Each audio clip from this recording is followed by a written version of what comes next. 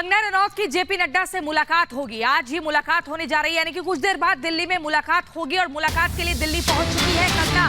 टिप्पणी विवाद के बाद ये पहली मीटिंग बताई जा रही है बीजेपी के राष्ट्रीय अध्यक्ष से। आपको बता दें, कंगना जो है बीजेपी की उम्मीदवार है और ये उम्मीदवारी हिमाचल प्रदेश के मंडी लोकसभा सीट से है। हाल ही में कांग्रेस की तरफ से सुप्रिया श्रीनेत की तरफ से एक विवादित बयान दिया गया था, एक विवादित टिप्पणी दी गई थी, जिसके बाद उन्होंने कहा था कि उनके सोशल मीडिया के साथ छेड़छाड़ हुई है।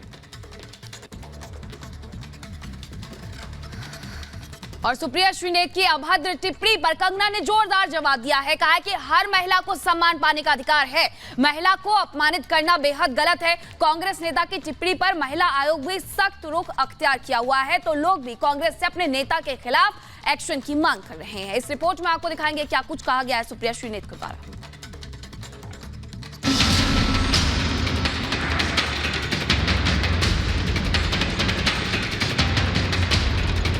हम सब मंडी वासी जो हैं वो बहुत ही कष्ट हमें हुआ है इस चीज को लेकर। एक्ट्रेस कंगना रनौत पर भद्दी टिप्पणी करना कांग्रेस प्रवक्ता सुप्रिया श्रीनेत को बेहद भारी पड़ गया।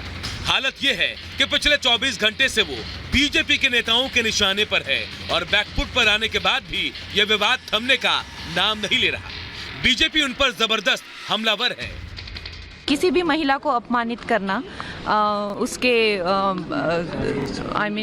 सेक्सुअलाइज करना, और खासकर सबसे ज़्यादा जो मुझे दुख हुआ है वो जो मंडी जिसे छोटा काशी कहा जाता है, पूरे विश्व में छोटे काशी के नाम से प्रसिद्ध है, जहाँ पे ऋषि पराशर से लेकर ऋषि मार्कंडेय जी ने तपस्या की है, उसके बारे में इतनी भद्दी टिप्पणी, तो हम सब मंडी वासी जो हैं वो बहुत ही कष्ट हमें हुआ है इस चीज़ को लेकर। ये जो इतनी अभद्र टिप्पणी करी गई है इस देश की एक बेटी पर, एक महिला पे, इसके लिए कांग्रेस पार्टी को माफी मांगनी चाहिए, कांग्रेस पार्टी के शीर्ष नेतृत्व को माफी मांगनी चाहिए।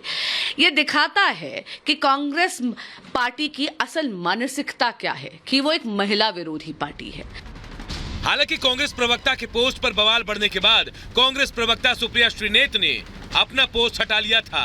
उन्होंने ये दावा किया कि उनका सोशल मीडिया अकाउंट हैक हो गया था और किसी ने उनके अकाउंट का इस्तेमाल कर ये विवादित पोस्ट किया।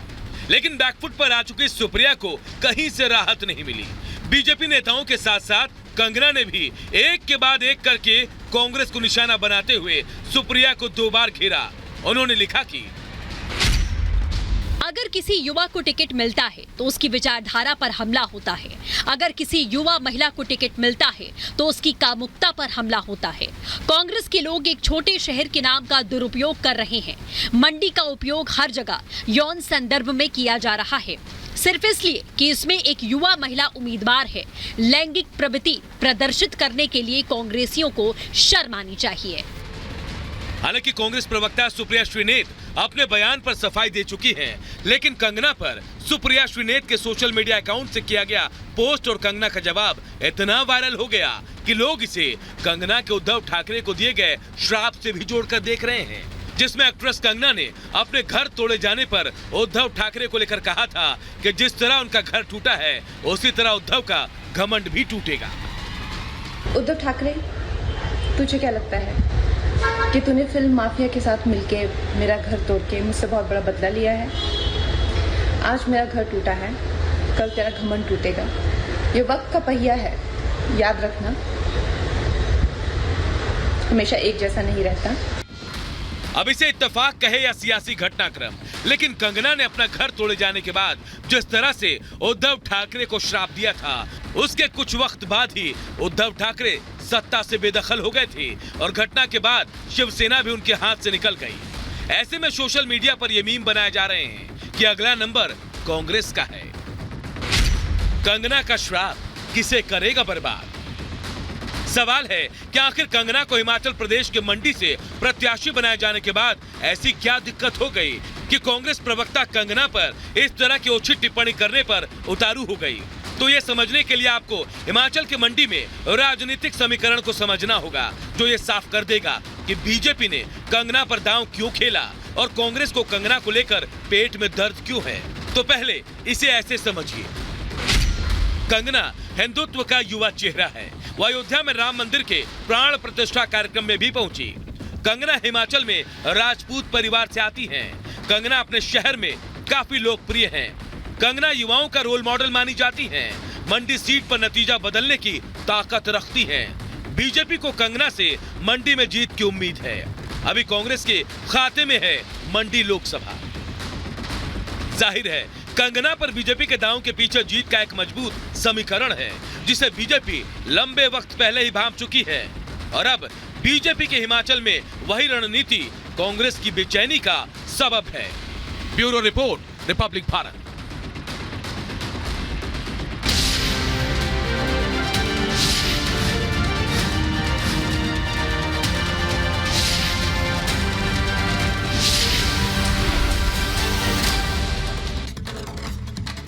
और इसी बीच अब अगली बड़ी खबर महाराष्ट्र से आपको बता दें, 28 मार्च की तारीख बेहद खास है क्योंकि प्रेस कॉन्फ्रेंस होगी जिसमें अजीत पवार, एकनाथ शिंदे और देवेंद्र फडणवीस होंगे।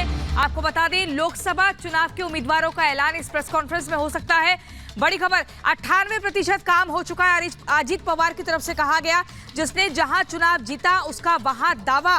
ये बड़ी खबर आपको बता रहे हैं। 28 मार्च को एनडीए की प्रेस कॉन्फ्रेंस होगी महाराष्ट्र में, जिसमें शिंदे, फडणवीस और अजीत पवार शामिल होंगे। उम्मीदवारों के नामों का ऐलान किया जाएगा। अजीत पवार का कहना है कि 98% काम पूरा हो चुका है, जिसने जहां चुनाव जीता उसका वहां पर दावा। और इसी बीच एक और बड़ी खबर, 30 मार्च को मेरठ में पीएम की रैली होगी और रैली में मौजूद रहेंगे जयंत चौधरी। मेरठ से करेंगे लोकसभा चुनाव का आगाज। आपको बता दें कि रैली में मौजूद रहने वाले जयंत चौधरी, जो कि पहले बीजेपी में शामिल हो गए हैं समाजवादी पार्टी के साथ अपना गठबंधन तोड़ करके, और इसके बाद 30 मार्च को मेरठ में ये पहली रैली होगी, ज्वाइंट रैली होने वाली है बीजेपी और साथ ही जयंत चौधरी की। मेरठ से यहां पर लोकसभा चुनाव का प्रचार का आगाज भी किया जाएगा।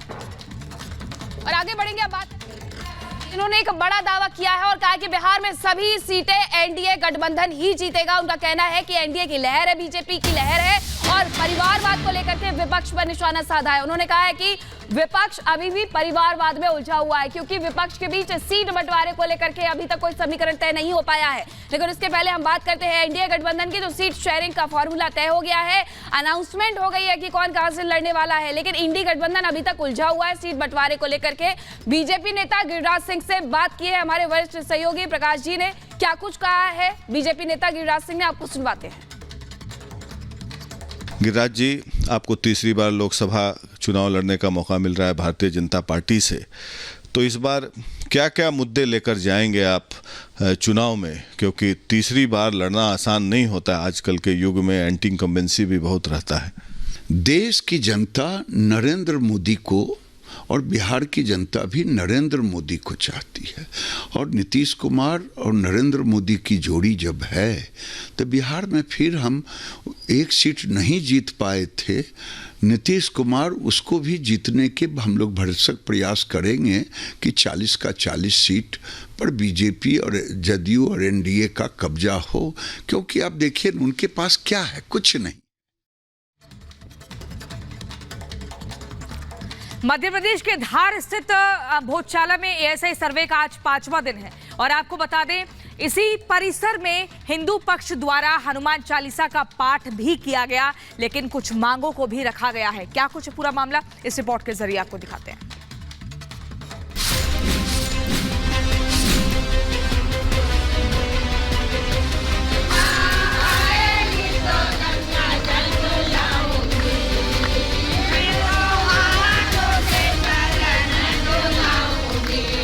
भोजशाला का सच जल्द ही सामने आने वाला है।